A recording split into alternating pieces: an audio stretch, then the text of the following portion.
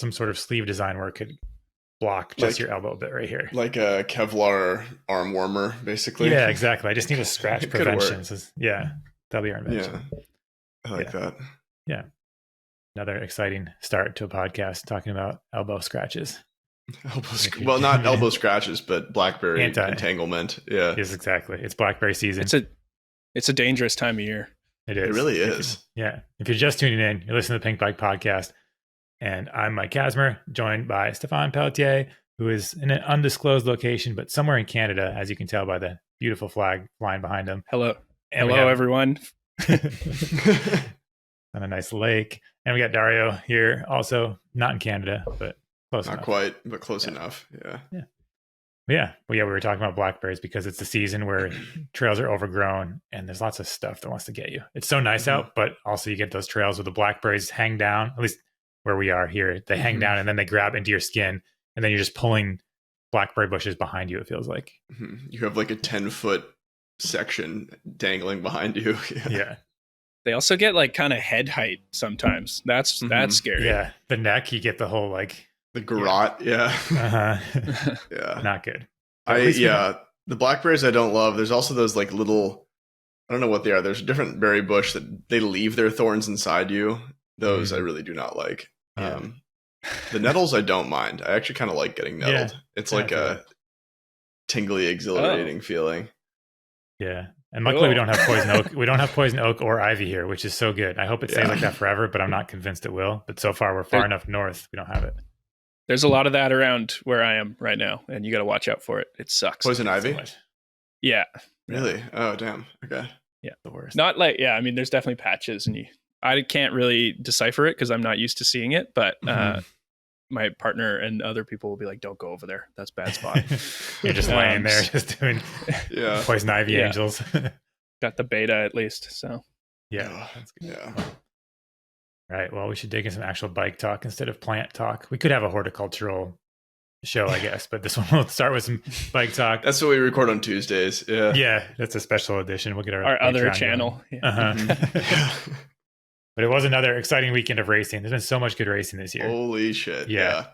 Let's start with downhill. We'll touch on Enduro as well because there was two great races. But downhill, we talked about it in the kind of the primer, but that course was ridiculous. And it turned out to be very exciting racing.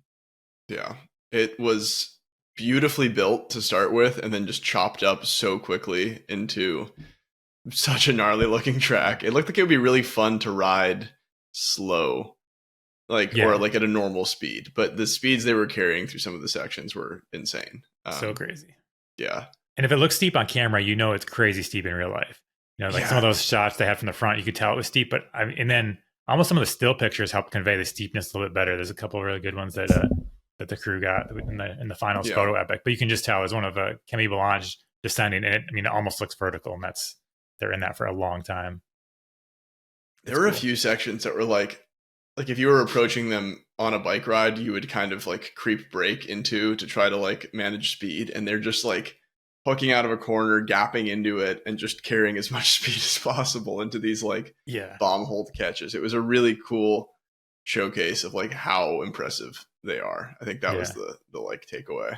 And definitely some pretty big crashes too. Luckily it didn't seem like no one got really hurt, but it's one of those courses like if you're going down, you're going far. I mean Ronan Dunn had that huge one where he was laying on the ground for a while. Same with Ryan Pinkerton. Both Mondraker guys back to back got wrecked. Yeah, but they were talking they were gonna heli evac him, but then it looks like he got up, so that's good to see. I guess tough. Hopefully he can get it back together for Enduro. He's had a tough season. I know. Seriously. He's just so fast, but I think it's a learning thing. I mean, I don't want to speak for him because he's obviously an insanely talented rider, but it does seem like he's doing that. He's in the checkers and wreckers phase of his career where he likes to ride fast. He's loose and he can just go for it, but it doesn't always pay off. Yeah, it's true. I think he's looked a bit more controlled, but I'm sure there's an element of like, if you're trying to control yourself and trying to like rein things in, that can add some complication to a run where otherwise you're just like going all out. So I'm sure there's, well, he had some stellar results last year too. Yeah. So I'm sure he's kind of like itching to get back to that spot, but also trying to play it somewhat safe. But yeah, it's kind of tricky. Tough. Like him and Ocean, who's on YT, they were kind of both battling on it last year in different styles. Like they're both pretty wild riders if they want to be, but this year Ocean seems like he's almost channeled a little bit of like the Bruni style, like really calm on the bike and just kind of a little more precise. But Ronan's, it's like, I mean, I love watching him ride. Like that dude can rip apart a berm and just explode the whole.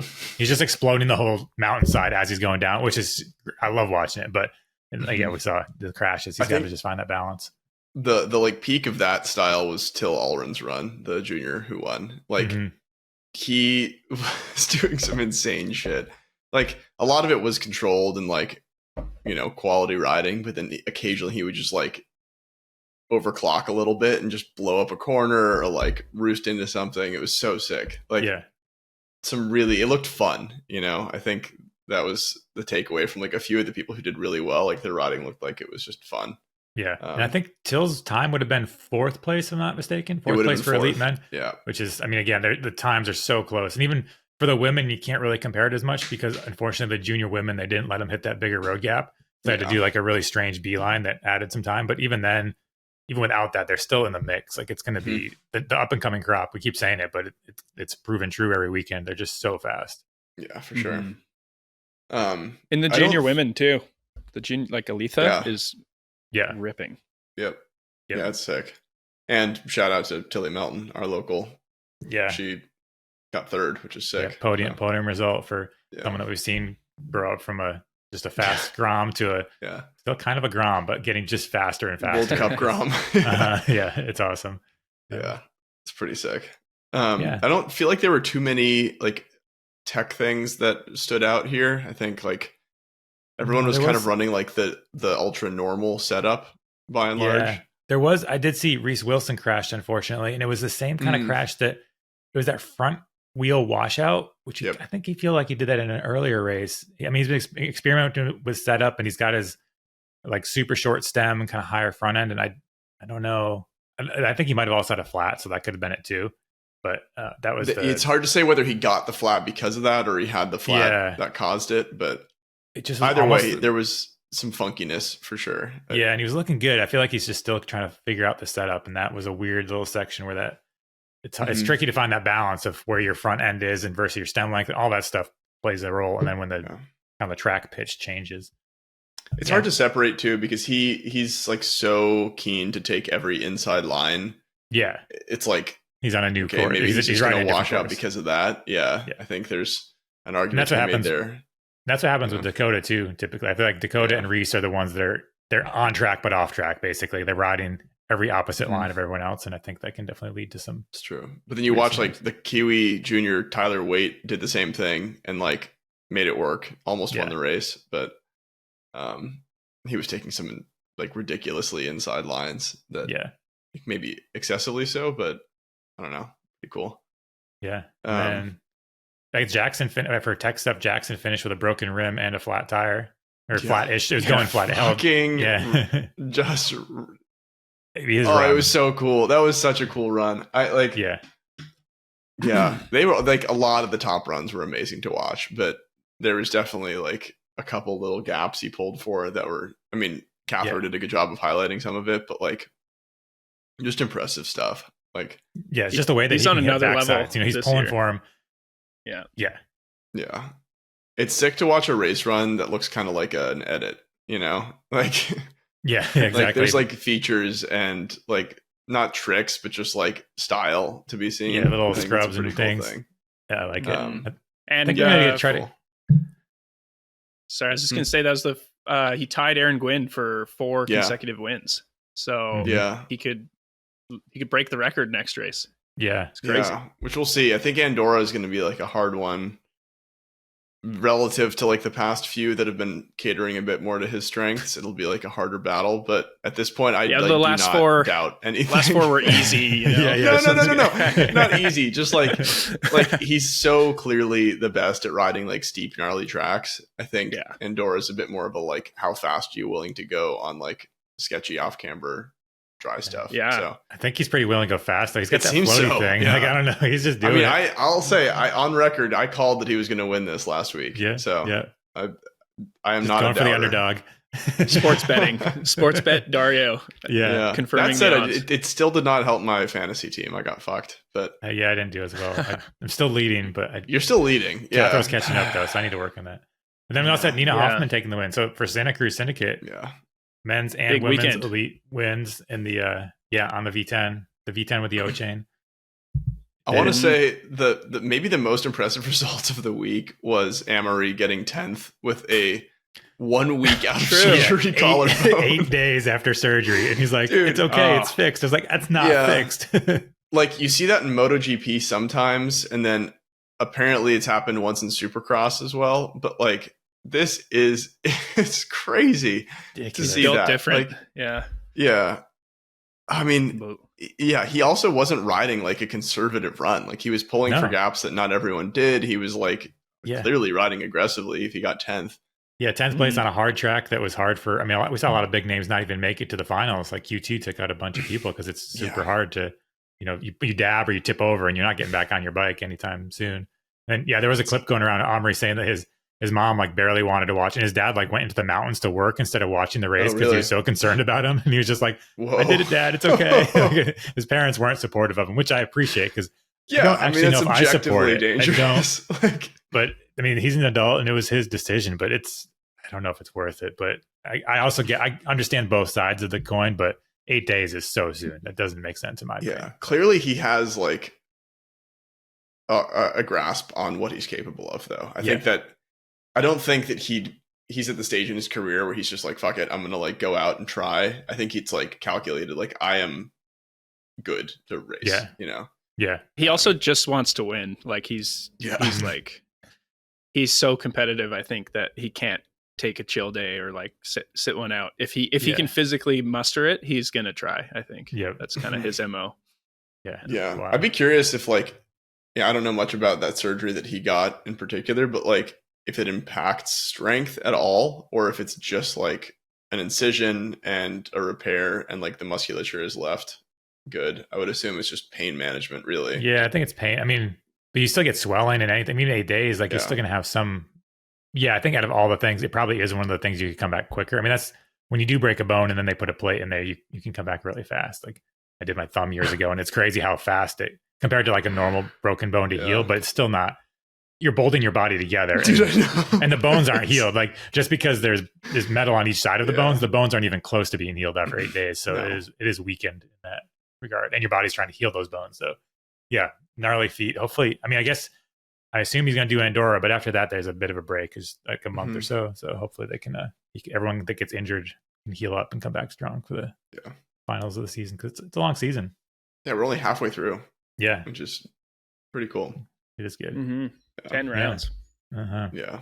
And then I'm into it. More racing is more. And we should talk about Enduro because it was also really sick. And it was nice that we provided more coverage this week, which I think helped me get into it a bit more, because it's still hard to watch like the Warner Brothers highlights things. They don't quite do it. But we had Katie Winton on the ground, and she did a really good job doing a recap. If you didn't watch any of the Enduro, if you just watched the recap video, it kind of helps explain each round or each stage and who won and how it all worked, and I found it pretty useful. Same. Yeah, and it looked like fun riding, like kind of European, Alpine, rocky, cool stuff. And then there's the weird night stage, which I don't know, it seemed dangerous. And for people that didn't see it, they lit up a trail at night with a giant rock garden in the middle that looked like the rock garden of doom. There's one rock in the middle that seemed like you'd hit it no matter what. A lot of people went down, and the top people that didn't go down won the stage, but it was cool. Yeah, night stage notwithstanding, I think it was like one of the closer Enduros we've had, and was super impressive for that. Like, half an hour of racing separated by like a 2/10 of a second is insane. Yeah. I think the the course design is like clearly one of the riders' favorites. Everyone kind of talked about how stoked they were to come back to La Tuile. So I think, if it is just like longer stages or gnarlier tracks, whatever it is, seems to be popular. And I think kind of opens up the question again of what bikes they're riding, because that, we opened the season with that press release from Warner Brothers saying that they were going to try to push Enduro into being more of a trail bike race where people were on like 140 to 160 mil travel bikes. And that was kind of true for the first 2 rounds and has like quickly become not the norm. I think everyone's on like the longest travel bike they can get again. So I don't know if that's just like they gave up on that or if it's just a matter of, what people are used to. What do you think? Yeah, could be the venue too. I wonder if just La Tuile is full of gnarly people and they're like, this is Enduro here. This is what it's like. And like, okay, we should bring out the big bikes. But it's been pretty much every round since the first 2 that they've been on the big bikes. Yeah. I guess it's hard to know like which stage, like what kind of course you'd want to take the smaller bike. Anything smaller than like a 150, 160. We see Greg Callahan's been on the Ripmo, but he's running it kind of like over 4. And same with Dan Booker. He's on Bronson, but he's running the Bronson with a 170 Zeb on it. So he's kind of making them into big bikes. And then plus everybody has, not everybody, but a lot of people are running the flight attendant system. So theoretically with something, or Fox Neo, if either of those systems, you should theoretically be able to pedal around a 160 bike and it should feel like a hardtail if you wanted to. So and Jesse's got both that. Worlds. Yeah.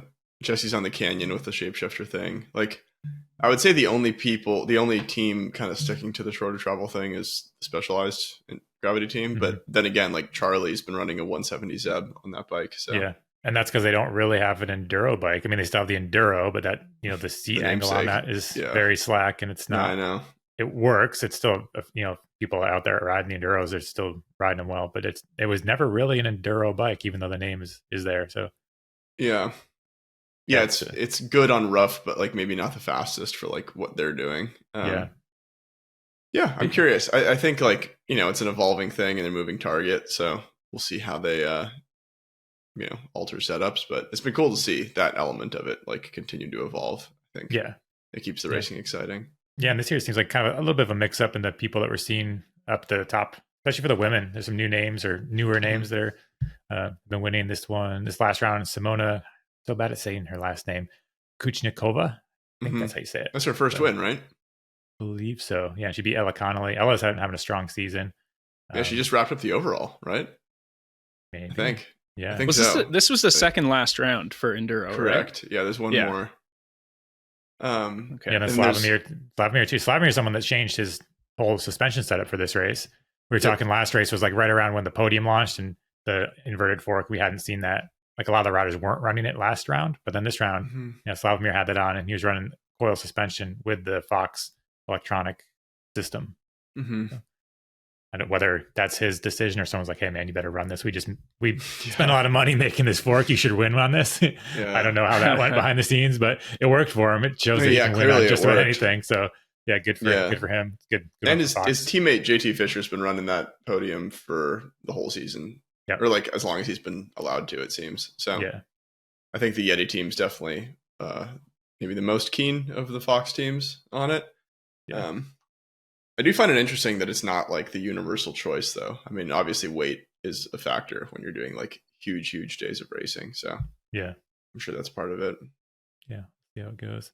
Yeah, other bike setup stuff. It doesn't seem like we've been seeing nothing too crazy as far as changes go and like what they're running. It's all pretty. I mean, that's kind of why Enduro is cool because it's not where you're not seeing tons of development happening out on the track. Where downhill this year and last year, we're seeing a lot of kind of bikes you can't buy basically happens in downhill. Where Enduro you can buy 95% of what people are racing out there. There's a couple of prototype frames floating around, but nothing. There's that drastic. Zeb keeps popping up. I don't know if you guys talked about that last week, but that we talked about a little bit. Yeah. Hiding some stuff in that lower leg. Yeah, Nick got some more shots of kind of the arch and stuff. It looked like they had a pretty like tidy production ready. I don't know, like some sort of bolt-on thing in the arch. It might just be where the fender goes, but I think it's for the fender. And I think the bleed valves are in a different location, just most likely because of patent issues. But maybe there's a performance thing. But that keep like 2 years ago, Fox's bleed valves and SRAM's bleed valves were very similar. You just push a button on the back of the lower legs. And then this year, RockShox forks don't have that. They have a cap basically. And then this prototype one, they're up in the crown. So they keep moving. Yeah. I don't know. I mean, plenty of cool tech. I think like in a way you can maybe hide the tech stuff with Enduro more, because it's like, I don't know, you're in a big crowd of people and there's less pit time relative to downhill. So true. Yeah, our photographers aren't catching things quite as much. Plus, I think it is where they're doing more small things, like it is whether it's a fork or those suspension bits, rather than the whole bike is different. Where downhill you have like a prototype, the whole prototype frame, like whether it's a specialized bike or some of that Gamic stuff. Yeah, that's true. Exciting stuff, though. I'm excited for this weekend. Andorra, we've got some cool stuff from Andorra XC race as well. So some rumors about maybe some big wheel bikes making an appearance. We'll see if that happens. It's happening, huh? Like it sounds like it kind of is. It's kind of crazy, just like out of nowhere. It's interesting because I've spoken to people that have ridden them, and the look on their faces, and like they're excited about them, but I don't think it's necessarily the company's trying to push them down people's throats. I think everybody knows there's going to be limitations with a 32-inch wheeled bike. Like you can't have a 5-foot tall rider on it. Likely, or more than likely, it wouldn't work well. It's going to be for taller riders, but if there's benefits and if it does make people go faster, I think that it's going to be a thing. But I think there's a lot of caution happening for good reason. Just because we saw what happened with plus size wheels. I mean, even 29ers took forever. And if this doesn't do much besides cause issues, then I don't think it'll catch on. But I want to try one. I really just want to ride one and just see. I feel like there's some places that could be really cool. I want to try one. I want to try like a 32-29 mullet. Same. Totally. That's like the more appealing. I mean, initially, it's just a safer bet, if anything. I think that we've you can dip your toes in. I'm like also curious. 32-inch 120 bike, like 32, 120. Could be so fun. That would be cool. Perfect for me. Yeah, we're all tall too. We could run it. Yeah, I hope they learn from when 29ers sort of became a thing, and like 29ers sucked at first, in my opinion. Yeah. And like they were just bad geometry, and they kind of like, hopefully they learned a bit from that process to get 32 to like ride properly right off the bat instead of, we'll see. Time will tell, I guess. Yeah. I mean, you think about like the evolution of 29-inch geometry, it's like taken a decade to kind of hit a stride. Maybe it'll be a bit quicker with a bigger wheel size if we do that, but I would not be surprised if it's a whole nother arc of learning and of component development. Like you think about wheel technology and like how good wheels are now. It's a hard thing to just like iterate a massively bigger hoop into, I think that's part of it. Curious where it goes. It'll give us, I mean, if anything, it's kind of job security. It gives us things to talk about. It's more work for us. Things we can do, but we'll see. I'm really curious to when someone finally races one. Like that'll be, if Nino shows up at a race and actually won a race out of the gate, that would be the tipping point. But I don't think that's happening anytime soon.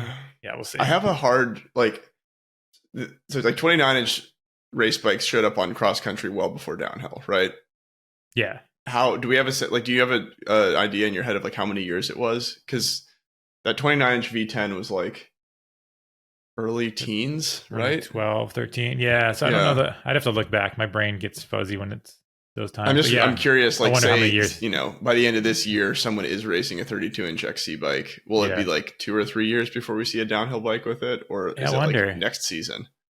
Do you think it would suit kind of modern XC courses though? I feel like they're pretty like tech and twisty and turny. Like I feel like the bigger wheel, they're less twisty than they used to be. Like right, because it would definitely favor the like high speed, kind of more flat out tracks rather than like tech.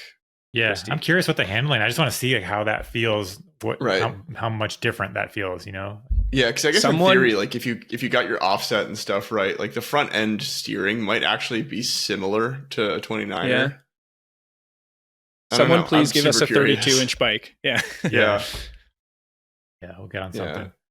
Well, I guess we'll see if this weekend. It might be rumors are there should be at least 1 or 2 floating around. So we'll see if that comes true. So they'll be running like an inverted fork or something to. I assume so. Yeah, as far as I know, the big companies don't have anything that they're ready to unveil yet. So I think that Intend or someone else has probably an inverted fork. So see what that looks like.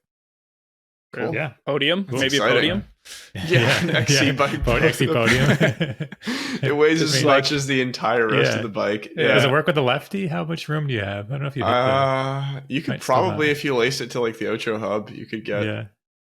Yeah. I don't know, actually. Let's see how. Yeah, I don't know how tall, like what the clearance looks like. What's the Mhm. Cool. Well, let's see. Yeah. We've covered downhill, enduro, XC. Probably means it's e-bike time a little bit. Yeah. Vaughn, you've been riding a new e-bike. Right, you are, Kaz.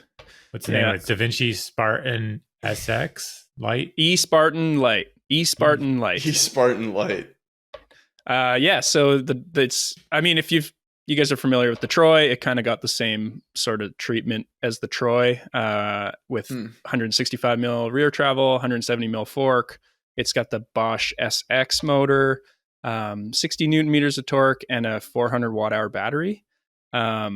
Yeah, it's a sweet bike. I will have come out last night, or yesterday, so check that out. But yeah, I don't know. I'm still not sold on the lightweight e-bike fully. I don't know. I'm like, the bike handled great. The suspension felt great, all that.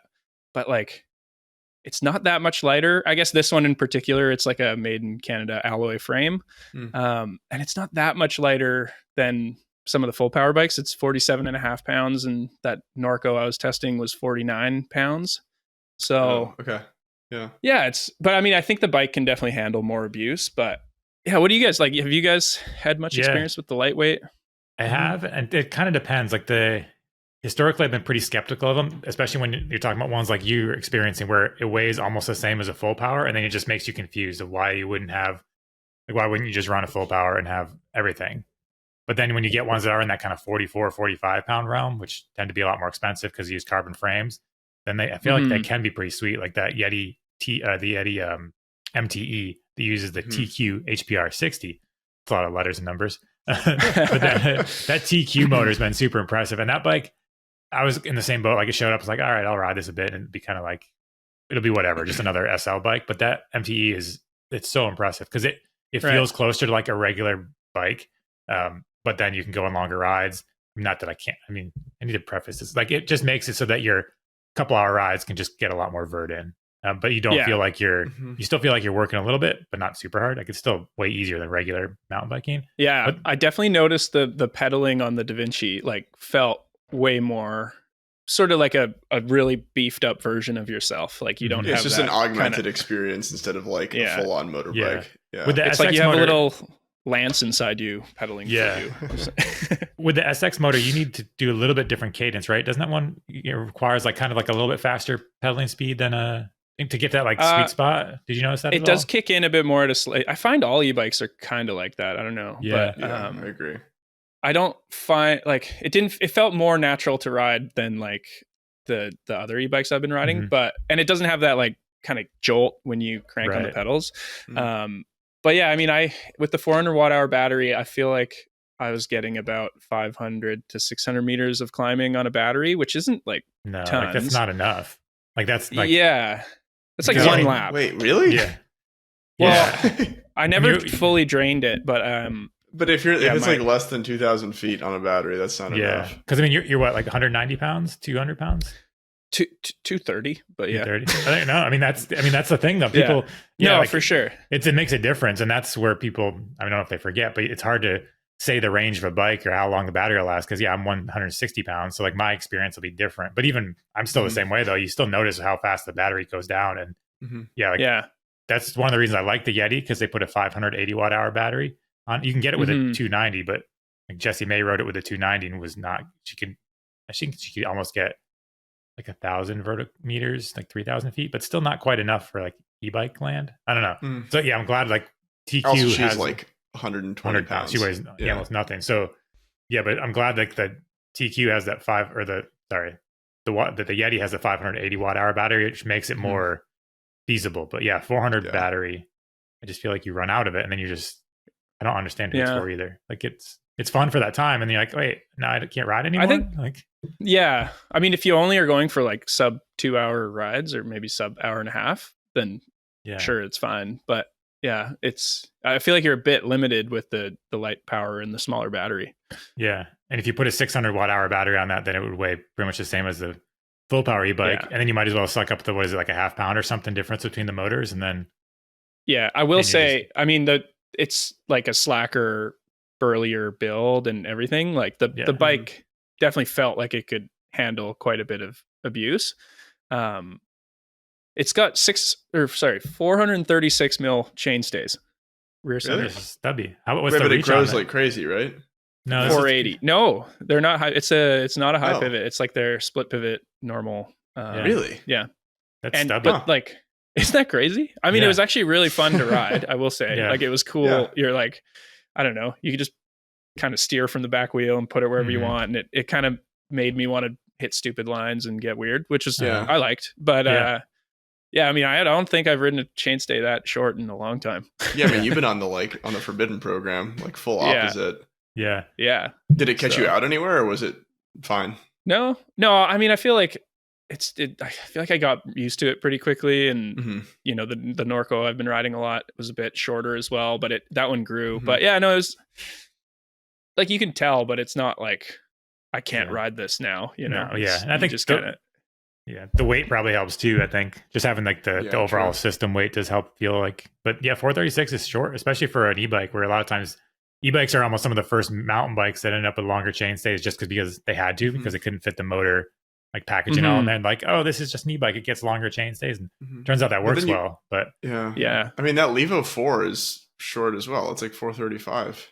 yeah, in the high mode. I think it's too short in the Levo. I agree. But, I mean, I rode the one that you have, Mike, for a day, and that yeah, it felt unbalanced to me. But I think Yeah. that bike is also unusual because it has so much weight in the down tube. yeah, So it does have a bit of a forward bias anyway. That's kind of funky feeling, but yeah.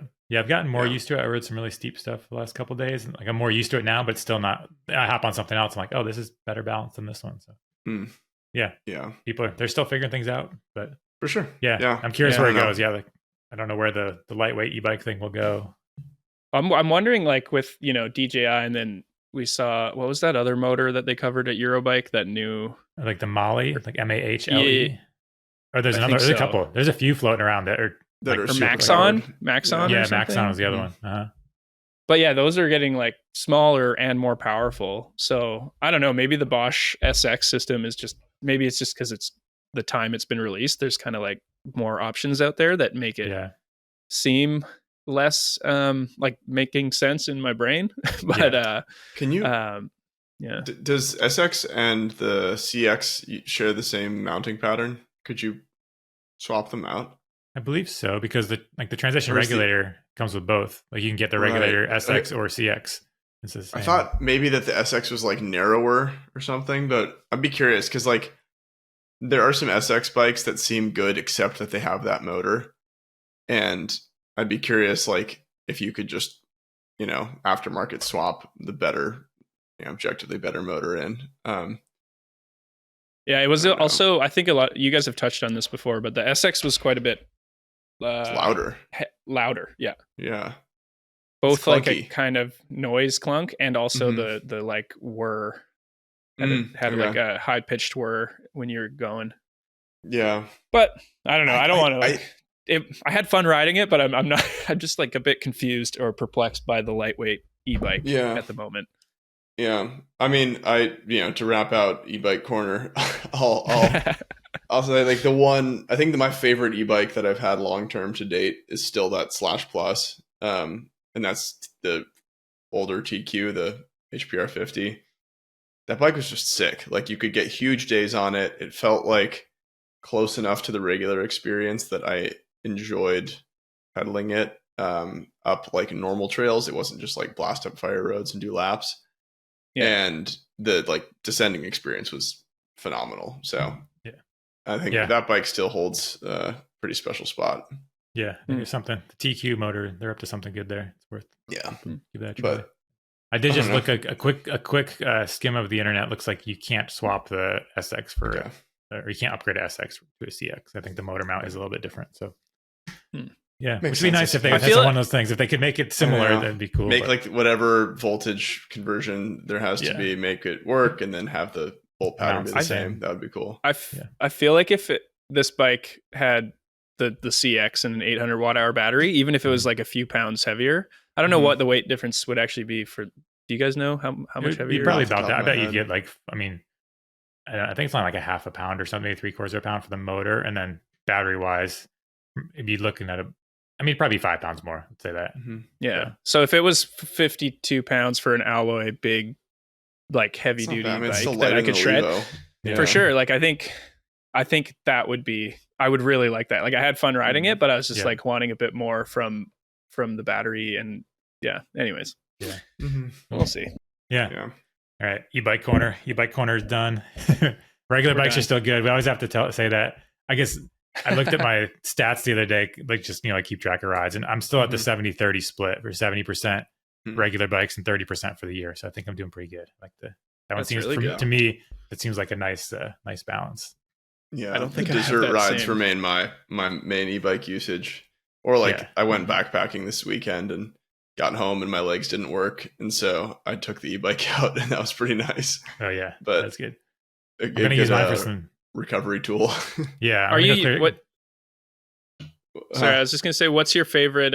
What's your go-to mountain bikes kind of size for Bellingham? Like 140, 150, or what are you guys riding normally? I feel like if I had to have one bike here, it'd be like a 150, 160 bike. Yeah, my Bronson, I'd say, is if I had to get rid of all my bikes, I would just keep the Bronson and then be pretty happy. Yeah, it's really good. I mean, and I only have a Dreadnought right now as like a pedal bike, and that's not a great. It's not a great bike for Cumberland. Yeah. So I have not been riding it as much, mostly because it's like I don't have a bike that I think is as fun, like an acoustic bike that's as fun. I had a moment of that this year where all I had for test were like 170 plus bikes, and it's fun. I mean, it's sick, but you end up riding like a certain style of trail exclusively. For sure. And you're just like worked all the time. Yeah, I just find it's not as fun. Like those big bikes on the trails that are around here are like, the trail it just dumbs it all down, and you don't feel like you're riding the bike as much. So yeah, the little bikes are fun. Even this time of year, the XC bike gets more use for me, because when the trails get super marbly and kind of weird, and you've kind of ridden everything 10 times, just put sketchy tires on and get the little bike out, and I put I've got that chisel, and I put that 80 mil Sid SL on it. Whoa, it's different. Wait, 80? The fork is 80 mil travel? Sorry. Yeah, no, it's 100, 110. Oh. In my mind, it felt like 80 mils. No, it's shit. 110. I was like, that'd be real way low out there. It feels old school, but no, it's 110. So now that bike is 110 for now. But okay, it's pretty flexy. It's 32 mil stanchions are skinny. There's something so fun about being underbiked, I think. Oh yeah, it's like way more enjoyable, and you get sketchy, and it's great. Yeah, it's good to mix it up. I was thinking the same thing. We've said it a bunch of times before. I need to finally write the op-ed where I say it, but if more people just get XC bikes and go ride them, they would have so much fun. Just try a modern XC bike. I think there's a beautiful parallel here with like if everyone drove a tiny car and if everyone had an XC bike, there would be a better world. Like I mentioned it in the comments recently. Like if everybody drove a Honda Fit / Jazz, depending on where you live, I think the world would be a better place. And I think it holds true with bikes. It's like if we all had like shitty little XC bikes and whatever big travel thing to ride gnarly stuff, be sweet. I agree about the Honda Fit. What an excellent vehicle. What an excellent vehicle. I have a little vehicle now too, at the Fiesta ST. I was driving the other day on the highway, and this dude in the Fiesta ST comes by, and he's like right next to me, and he just stuck his hand out the window and gave me the thumbs up. I was like, we both have it's like Ford Fiestas. Motorcycle gang. It's like when motorbike riders, it made me feel like on the ground instead of the two. It made me feel way more special than it should have. I was like, he knows that this is a fun car too. So I love that. I tried to get like a Honda Fit wave going, but like every third person drives one, so it's exhausting to try to do it. I think in the UK they've got lots of Fiesta STs. Not as many around here. Shout out for little cars and little bikes. They're so good. And bikes are better than cars to begin with, but if you have to drive, if you have to drive a car, drive a little one. Little ones. Yeah. Nice. Cool. We solved that. Let's see what else. Oh yeah, I was gonna say, going back to our BlackBerry talk in the beginning, that is one thing e-bikes are good for, is trail maintenance. And I got a new hedge trimmer that I'm pretty excited for trying out on the like brush clearing, because I got one electric hedge trimmer.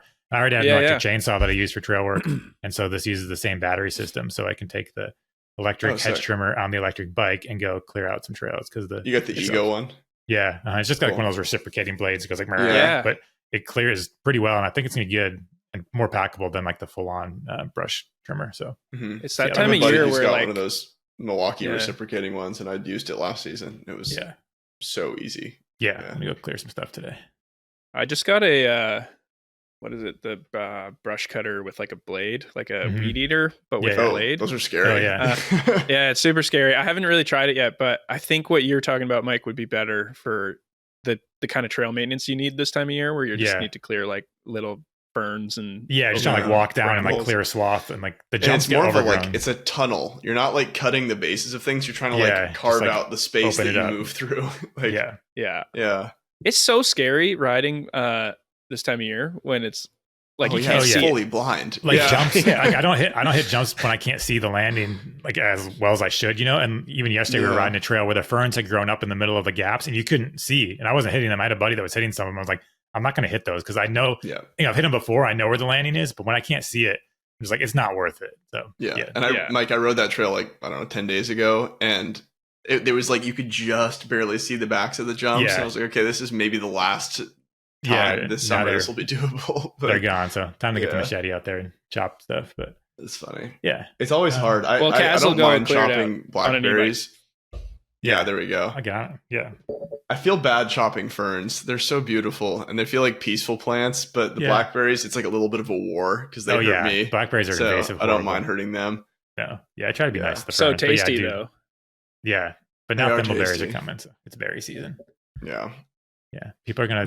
We're letting out the secret that we live in a magical land that just has berries and good trails. Yeah, we're kidding. It's not that good here. There's like poison stuff, and it's hot, and you don't want to. For every one berry, there's 10 nettles that are gonna hit you. So which are also delicious, but a little harder to pick. Yeah. No, this is a very good time of year. But well, we should probably do some questions. We got some more reader questions. We're a little light on questions this week. We have enough, but anyone that's made it this far and is listening and still has a question, please go to that SpeakPipe thing, give us a call and leave a message. We like hearing your voices. Drop them in. You can put them in the comments too, but we like playing them. It's kind of fun just to hear real people. So yeah, hopefully next week we get a few more. We got some good ones though. So, all right. This first one is from Cedric. Hey, Pinkbike. This is Cedric from Utah. I have a question about bottom brackets. I tend to go through them a little bit faster or just find them needing service maybe a little bit more frequently than I would think. It is very dry and dusty where I am, so maybe not a surprise and maybe just a more of a wear part than I'd like to think. But I've been wondering lately if there's any sense in switching to a Shimano crank or another crank that has a 24 mil spindle still instead of the big 30 mil, which theoretically leaves you with more room in the bottom bracket for a bigger bearing to handle all that load coming through the crank. I've heard some people talk about this just on like YouTube videos and things, but you certainly don't hear a lot about it. And all cranks seem to be moving towards 30 mil. Just wondering if you've ever spoken with anyone in the industry about this or have any thoughts on that. And then also as a second question, just wondering what you found to be the most long-lasting bottom brackets across all manufacturers. Thanks so much. Appreciate what you do. Bye. Yeah. There are a lot of people who seem to be experts on this, but all of them work for a company that makes a bottom bracket. And so I have a really hard time parsing out their belief in self from belief in science. And so I think I have had experiences with some that like bode confidence. Like I do think Shimano's bottom brackets last a really long time. They do a great job of like designing simple and cheap bottom brackets to last seemingly the longest of like cheap options. Those Enduro max hit BBs are really expensive, but I've had those last pretty well. I had one go about 1.5 years before I had to replace it. So that's pretty good. And they also have a lifetime warranty, which I'm pursuing. So we'll see if that comes through. Yeah. I'd be curious. I wish he had mentioned how long his bottom brackets are lasting, because me too. They are a wear item. But yeah, I mean, if you're going through bottom brackets every couple of months, that's an issue. But if it's like once a season and you're riding a ton, that's pretty normal. But like, I think I'm in the same boat. The Shimano ones last a long time. The new dub bottom brackets do last a pretty long time. They can, with enough water exposure, they can kind of like seize up, and then you have to maintain them a bit. But I had pretty good luck with those, and like they're not. Neither one is that expensive, whether it's Shimano or ceramic. It's like $35 for a bottom bracket, which if you're spending that once a year, not too bad. But I can't say there's one that's just absolutely blown me away, because where we live, it's less dust and more just mud and water that's getting in there. Yeah. And I've tried like fancy ceramic bottom brackets that are supposed to be like, infinite lifespan, and they've lasted like the least amount of time. I think and because they're quite sensitive. Yeah. I was going to say, I feel like the bottom bracket, I'm pretty stoked on bottom brackets these days. As far as how stoked you can get about bottom brackets, they're like, they're pretty good. I feel like it's come a long way, and Dub and Shimano are like, like you said, Kaz, it's like maybe once a year, maybe year and a half for me. Like if I'm riding a lot, it's pretty, but I don't know. Like I would just go cheap SRAM or Shimano and stick to them, because then you can get a replacement anywhere for cheap without any faff. I guess like to his like question, it seems like he has 30 mil cranks on his bike. So unfortunately, neither of those options are 30 mil. Like the Dub is 28.99 and the Shimano's 24. But you could get similar cheap options, I think, for the 30 mil. Raceface makes like a pretty decent cheap bottom bracket, and I don't know. There's stuff out there, but if you're gonna change cranks anyway, I'd say like go with either the big brands, and you have pretty good luck there. I don't know. Yeah, I mean I think it'll be just don't spend a ton of money on your bottom bracket. I'd say, I don't know, I wouldn't spend more than $100 on a bottom bracket, because I feel like there's the diminishing returns where you're just dumping money in for something that's still going to wear out. So be conscious of what you buy. All right, next up we have Mitch, potentially a buddy of Dario's. We'll see if it is or not. I'll see if I recognize the voice. Hey, Pinkbike, this is Mitch here. Hi, Mitch. I had a question, more of like a statement maybe, but like, do the downhill race suits have to look like that? Like, I get it. It's, you guys always make comparisons to Formula One, so maybe that's kind of why, or maybe it's more like downhill skiing, but like, come on. And for cross country, it makes sense. They got to have something to advertise to for the dentists, but I would hope that, they get a little more steezy. Like Valley Hole, they show her wearing that cool denim vest with the patches and everything, and then she's in like an all white suit. I don't know. Just seems kind of like they're missing something they could borrow from motocross or BMX or skateboarding or something. All right, peace. Thanks, Mitch. Yeah, good. I don't hate it. Like, really? This year I feel like, and then in the beginning of the year, I thought that some of Jackson's outfits were kind of goofy, just like the look of it. I don't mind that they're wearing tight clothes again. I just feel like the margins are so slim and there's so much pressure, and they're trying every advantage. Like, I don't care if they're in ski race suits. Yeah, I understand the drive for aerodynamics is pretty big, but I also think like as a visual property, it would be cooler if they had like some shit whipping behind them, like capes, make capes requirement. Yeah. I kind of like the race suit though. I like almost like NASCAR, where you just zip up your race suit and that's your thing, and you can just like plaster leathers. a sponsor. I mean, honestly, for how dangerous it is, it might want, and it's not high. It's high output but short duration. Like you could do 4 minutes in a set of leathers and not cook yourself. I don't know. I wouldn't, but it's so hot. I mean, I've never worn a full leather, but it's an pretty intrusive heavy. thought. I'm going to try to get a set of race leathers to ride the bike park in. Bring it to Crankworks. You can Crankworks all of it. Oh my God. The whole leather suit. I mean, I don't know. I think there's room for like a balance, but I get it. I think it was like talk of, I don't remember who it was, but like one of the commentators during one of the last rounds was like, wow, and like a bold choice of one of the Alron brothers to leave his shirt untucked. And I'm like, I guess it is. It's like, you're maybe leaving some tenths of a second out there, but I don't think I'm not really, I think it's some of the styles and colors and things are just kind of weird and don't match at all. And that's kind of strange, but that's kind of how it is. But I don't mind the direction it's gone in. I think they're like the pads and stuff are a lot more low profile and everything's pretty slim and aero, and it's looking like it looks pretty professional, I'd say. Yeah. I remember the moment when I realized, like I was a kid when I realized that the downhillers weren't just like unusually proportioned and jacked, that they were wearing pads underneath their shirts.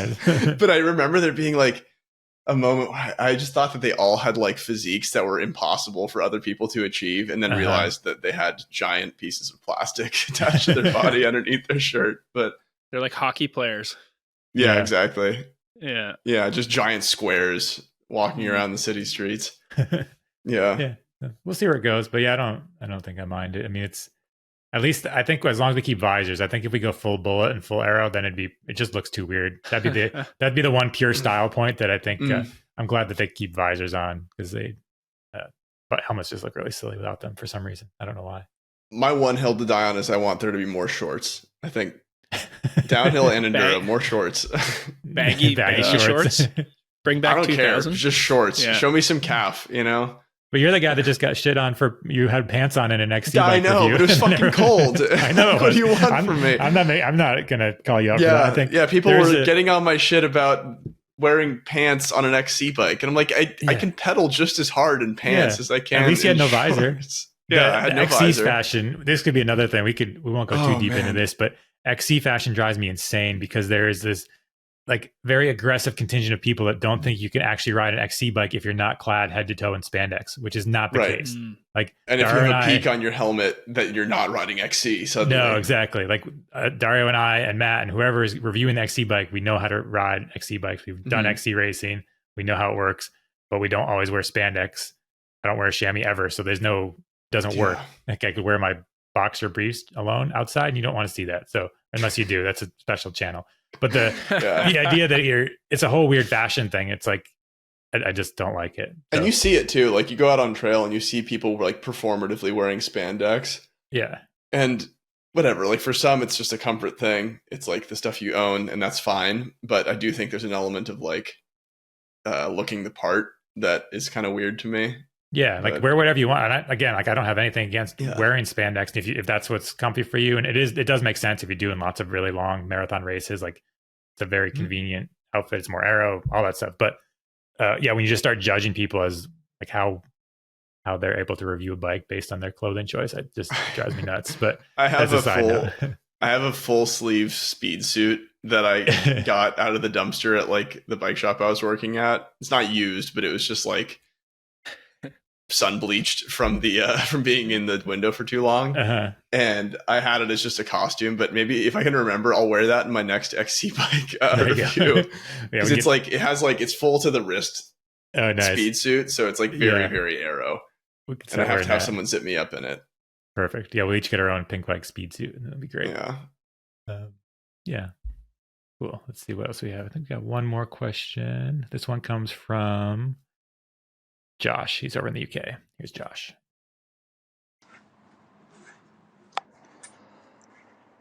Hi, Pinkbike team. It's Josh here from Somerset down in the UK. My question is, in 2 weeks' time, I am bringing my wife, my 11-year-old, and my 13-year-old out to Whistler to come and see my big boy who's working on the trail building team out there.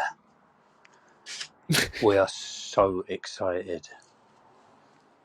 The question really is, can you give us any tips on building up from the start? Excitement levels are so high, and I don't want to overcook it too early. So any tips on building a trip would be brilliant.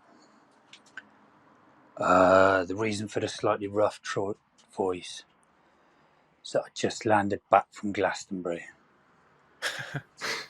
where I definitely overcooked it way too early, and I'm absolutely wounded now. Hoping to recover in 2 weeks' time, but that's debatable. Anyway, thanks for any ideas you send our way, and maybe see you down at Mountain Bike HQ. Cheers, then. It might be the best question we've ever got. Josh is a legend. I know, Josh is a legend. I'm glad he explained why it was that cadence, because yeah, I thought that was just how he talked, and I was losing it. Just went hard at Glastonbury, and then I just like picture him. Well, Josh, let's see. I know, it's the best. He said that like a week ago. So next, I guess one more week and he'll be out here. Ooh. I'll be in Whistler next week, Josh. So I'll come we'll up run into each other and have a slow conversation. But yeah, so he's coming. I hope he's recovered. Yeah. For your own sake, when you do get here, Josh, just chill. Don't go underground to any clubs. Just stay above ground for yourself. Just it's better that way. But for the kids, I mean, you have an 11 and 13-year-old. You just ease into it. Whistler's awesome. You're gonna have a good time. There's trails for everybody. Just start on some greens and blues. I don't know the level of them, but you said your son Beeline, crank it up. Yeah, up there. I mean, the systems there are actually really good for progression. Like, it can be. I think sometimes people are like, I don't need to do that. Like, I'm sick. I don't need to do the progression thing. But like, just try it. And even like I go, every year, and sometimes I'll like just out of curiosity do their like, start on the green, then the blue, then the black, and then the double black of the same thing. And it's pretty cool to see like how good they are at building up that series of features or steepness, whatever it is. But yeah. And then they get really good coaching programs too for the kids. There's some like little day camps and things like that. If you want some time to ride the park by yourself without the kids, you can always toss them in some camps. The coaches are all good. They know the trails. There's good pedal trails too. If you feel like just taking the family out for a pedal really close to the village, there's some nice little kind of techie XC loops that are pretty fun next to lakes. You can go swimming. If you need to recover more, let your brain recover, you can go to the spa. Maybe you need a spa day for yourself. You can go to the Scandinavian spa and chill for. Definitely, you're not even allowed to talk there, so it's pretty good. Yeah, true. He should definitely go to Lost Lake or Blueberry Docks or something. It'll probably be hot when you're there, and there's some great stuff to do around the biking too to keep the whole family occupied. Yeah, you could go bungee jumping. You could go bungee jumping. Yeah. There's zip lines. Yeah, there's zip lines, golfing, regular. I've still never done the zip lines. It seems fun. Yeah, maybe that'll be a Crankworks activity this year. There we go. Zip lines. Yeah, ooh, I like that. Yeah, you'll have a good time. I don't know. There's not much we can tell you that you could. Just have fun. He might like the underground. He might. Yeah, I mean, if you want to go nightlife, ask your son, who's I would assume like 18 or 19, based on the ages of the other kids. It could get weird if you're down. Yeah, if you're partying hard and you see your son there too, that could get strange. Just maybe make sure your paths don't cross at night. Be careful and have fun. You'll have a good time. It's an awesome place. As no surprise, but the hype is justified, I'd say. Yeah. Thank you for that question. That was great. The pacing, everything, the explanation, amazing. So. Hopefully we do get to meet up. That'd be pretty funny. Yeah, seriously. Be out in Whistler. Cool. Well, I think that brings us to the end of this episode of the Pinkbike Podcast. Like I said before, don't forget to send us your questions, whatever means you'd like. We'll try to get to them. Got some more racing this weekend, so get those fantasy picks in, and we'll be back next week with some more stuff, some more blueberry talk and poison ivy talk. A lot of other things. We'll have new berries next week. Yeah, more berries. We'll get more music corner going for next week too. We haven't done that in a bit, so we'll get some new picks. But as always, thanks for listening, watching. Catch you all next time.